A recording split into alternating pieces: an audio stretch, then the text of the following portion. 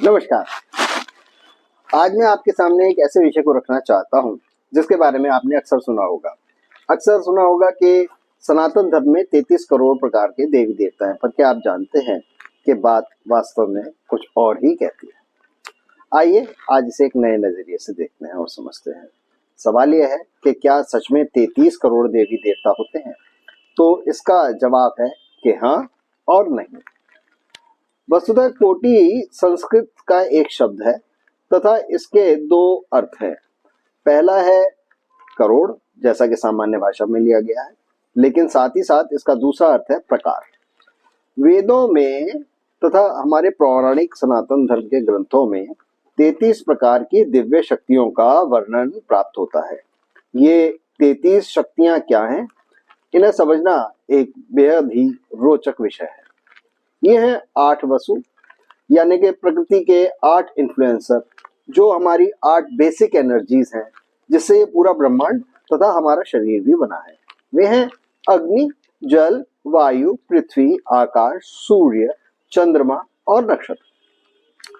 सीधी बात है, जब आप प्रकृति की रक्षा करते हैं तो आप इन दिव्य शक्तियों की भी पूजा कर रहे होते हैं, क्योंकि कर्म भी तो पूजा ही है। फिर हैं 11 रुद्र। ये हैं आपके ही शरीर के अंदर की 11 पावर्स यानी शक्तियां। ये मिलकर बनती हैं 5 ज्ञानेंद्रियों, आंख, कान, नाक, जीभ तथा त्वचा, तथा 5 कर्मेंद्रियां जिनसे हम कार्य करते हैं, हाथ, पैर, जीभ, मलद्वार, उपस्थ। और सबसे महत्वपूर्ण इन सब में है आपका मन, जिसमें आपकी चेतना का निवास है। इससे यह सीख मिलती है कि यदि हम अपनी इंद्रियों और मन को कंट्रोल करना सीख लेते हैं तो यही सच्ची साधना है, यही ईश्वर की सच्ची पूजा भी है। 12 आदित्य हैं साल के 12 महीनों के 12 सूर्य। हम ये अच्छे से जानते हैं कि प्रत्येक महीने में सूर्य की शक्ति अलग अलग होती है।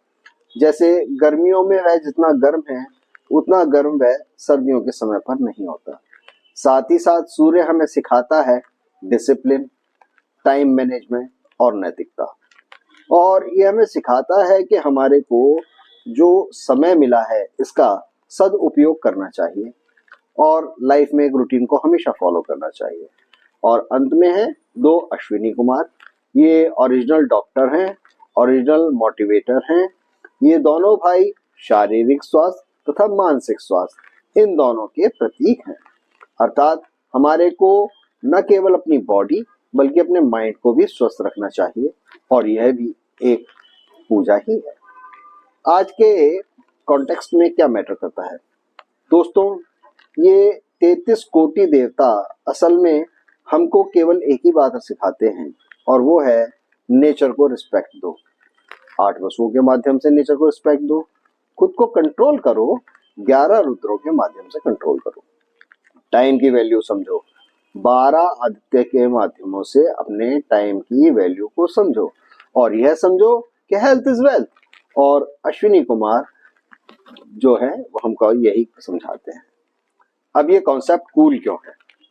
क्योंकि साइंस और स्पिरिचुअलिटी एक परफेक्ट कॉम्बिनेशन है। सनातन धर्म में यह कॉम्बिनेशन बहुत ही महत्वपूर्ण है, क्योंकि जब आप प्रकृति की, नेचर की बात करते हैं तो यह साइंस बन जाती है, तथा जब आप माइंड के कंट्रोल की बात करते हैं तो वो है साइकोलॉजी, और जब आप टाइम मैनेजमेंट की बात करते हैं तो वो है आपकी प्रोडक्टिविटी। हमारा धर्म कितना एडवांस है, हजारों साल पहले हमारे ऋषियों ने यह समझ लिया था कि ईश्वर कोई बाहरी शक्ति नहीं है, कोई बाहरी बैठा हुआ व्यक्ति नहीं है, बल्कि वो ऊर्जा है, वो एनर्जी है जो इस पूरे यूनिवर्स में ओमनी प्रेजेंट है, हर जगह पर मौजूद है। वह आपके अंदर है, बाहर है, हवा में है, पानी में है, हर जगह पर है। तो याद रखिए कि अगली बार जब कोई आपसे ये कहे कि हिंदू धर्म में 33 करोड़ देवी देवता हैं, तो न ये मॉडर्न साइंटिफिक एक्सप्लेनेशन जरूर देना, क्योंकि यही है असली सनातन ज्ञान, जो कि है सिंपल, प्रैक्टिकल एंड पावरफुल। अब मैं दूसरे वाले कॉन्टेक्स्ट में वापस लौटता हूं कि क्या सच में 33 करोड़ देवी देवता हैं।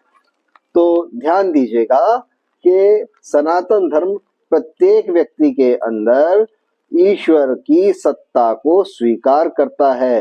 तो यदि आप इस पूरे संसार के सनातन धर्मियों को लें तो उनमें अवश्य ही 33 करोड़ ऐसे लोग होंगे जो कि धर्म से, दिव्यता से जुड़े हुए हैं, और यही हैं वे 33 करोड़ देवी देवता। तो इसी के साथ मैं अपनी वाणी को आज यहीं विराम देता हूं और आपसे एक विशेष अनुरोध करता हूं कि आप अपनी बॉडी को और अपने माइंड को दोनों को हेल्दी रखें। यही सबसे बड़ी पूजा है। इसी के साथ आपका बहुत बहुत धन्यवाद तथा आभार। नमस्कार।